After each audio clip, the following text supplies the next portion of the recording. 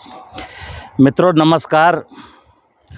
आज मैं खड़ा हूँ, इस हमारा खेत है, ये मटर की फसल है और देसी मटर है, आप देख ही रहे हो। ये प्राकृतिक खेती का फील्ड है और जैसा कि मैं बार बार बोलता हूँ, हमारे जो लोग हमारे फॉलोअर हैं, एक मेरे पास ग्रुप है जिसमें 800 किसान हैं और अलग अलग प्रदेशों के 14 प्रदेशों के किसान हैं उसमें। तो वो जब मैं प्राकृतिक खेती की बात करता हूं तो एक दुनिया में इस समय जो कि जीवामृत की बात होती तो जीवामृत की बात मैं भी करता हूं।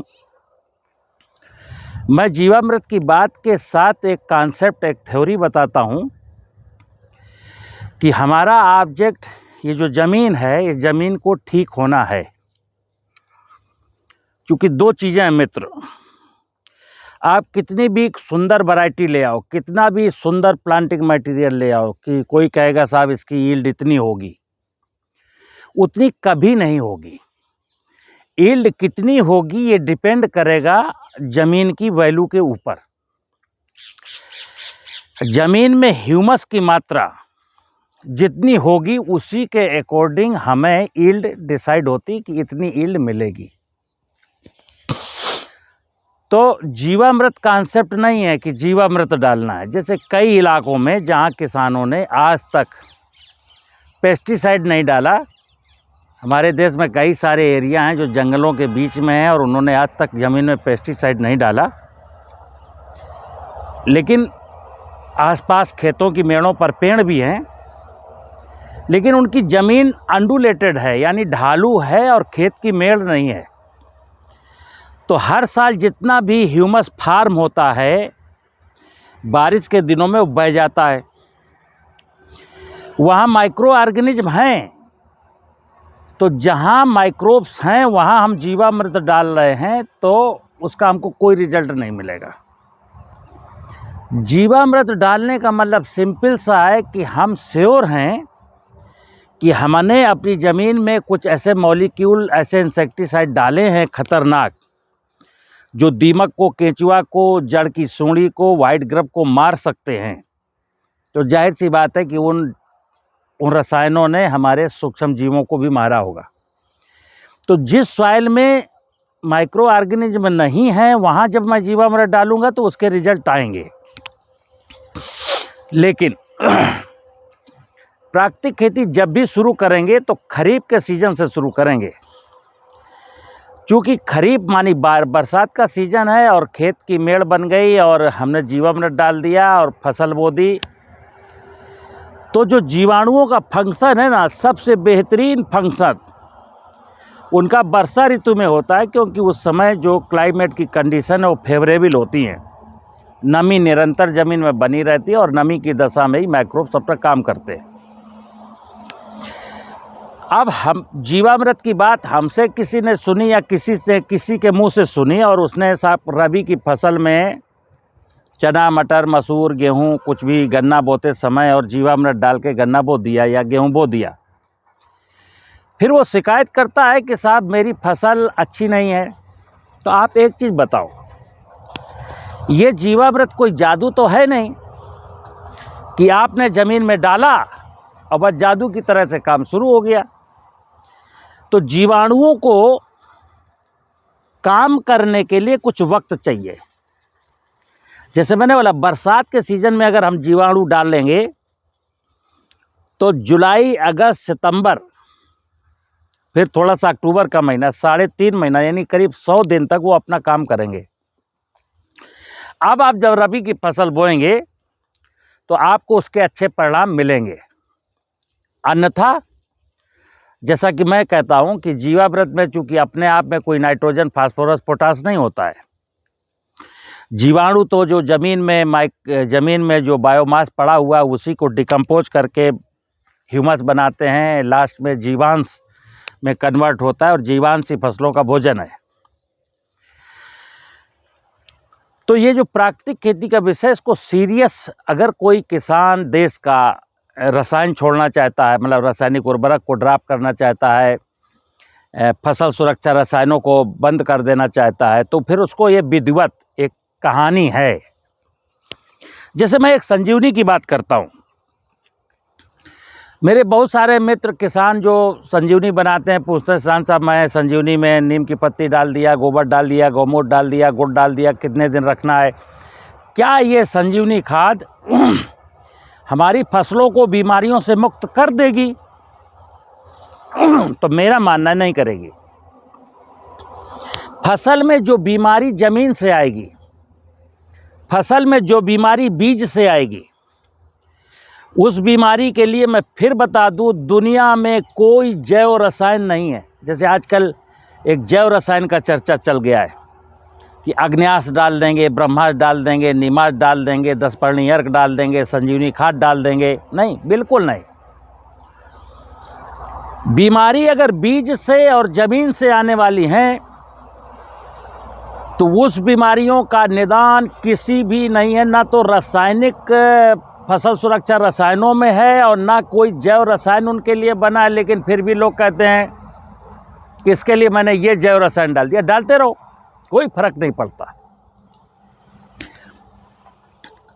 सबसे पहला इशू है कि जो सॉइल में नेगेटिव पैथोजन हैं, जो काजल ऑर्गेनिज्म हैं, जो क्रॉप में बीमारी फैलाने वाले विषाणु हैं, अगर सही क्वालिटी का जीवामृत डाल दिया, रैनी सीजन में डाल दिया, रैनी सीजन से शुरू करना है, तो मैं दावे के साथ कह सकता हूं कि रबी में किसान मिर्च लगाए, टमाटर लगाए, बैंगन लगाए, मटर लगाए, चना लगाए, कुछ भी लगाए, भूमि जनित बीमारी बिल्कुल नहीं आएगी, 100% नहीं आएगी। क्योंकि इन सूक्ष्म जीवाणुओं को, जो बेनिफिशियल माइक्रोब्स थे, इनका काम ही यही है मित्र। देखिए, नेचर का क्या काम है? नेचर का काम है अपने आप को बैलेंस रखना। तो नेचर माने सबसे पहला है कि सॉइल इटसेल्फ एक नेचर है, तो उसको ठीक करना, सॉइल की वैल्यू को ठीक कर देने से हमारी 70, 80, 90% समस्याओं को उससे मुक्ति पा जाते हैं। ये मेरा मटर का खेत है, आप देख लीजिएगा। पिंटू से कहेंगे थोड़ा सा कैमरा घुमा दें, आप देखिएगा कि ये देसी मटर है, सफ़ेद वाला, मतलब अर्किल नहीं है, ये सब्जी वाला मटर नहीं है, बिल्कुल सामान्य सी पिछले साल बोया था उसी का बीज है। और जो मटर है वो, उसकी क्रॉप इतनी खूबसूरत है। पिछले साल भी मैंने मटर बोया था। कुछ मेरे यूट्यूब चैनल वाले लोग और कुछ व्हाट्सएप ग्रुप से जुड़े हुए लोग हैं, वो कहते हैं सचान साहब आप जीवामृत की बातें, प्राकृतिक खेती की बातें बहुत करते हैं, आप उसके रिजल्ट बताइए। तो रिजल्ट आपके सामने है।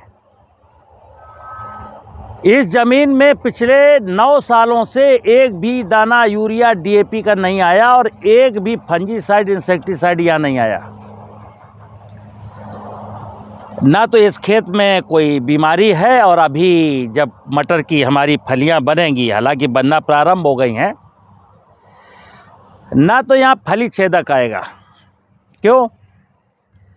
आप इधर देख सकते हैं कि चारों तरफ जो अभी कैमरा घूमा है कि हमारे इस फील्ड में चारों तरफ खेत की मेड़ों पर जो पेड़ खड़े हैं उसमें 15-20 तो बड़े बड़े मधुमक्खी के छत्ते हैं, यानी कि यहाँ मधुमक्खियाँ बहुत हैं, यहाँ चिड़ियाँ बहुत हैं, यहाँ तितलियाँ हैं।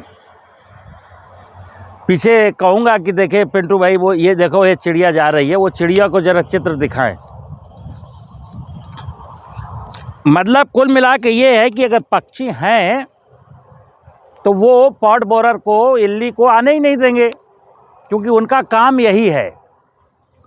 आज के 15 साल पहले एक जैविक खेती में एक शब्द था बर्ड परिचर, कि किसान ने चना बोया, मटर बोया, मसूर बोया, तो उसमें था कि एक डंडी गाड़ दो, उसमें एक टी आकार कैसे बना दो, चिड़िया आएगी, बैठेगी और इल्ली को खा जाएगी। मित्र, दिक्कत ये है कि चिड़िया जब तुम्हारे क्षेत्र में है ही नहीं तो चिड़िया आ क्यों जाएगी? चिड़िया कोई सपना देखती है क्या कि आपने डंडा गाड़ा उसके लिए?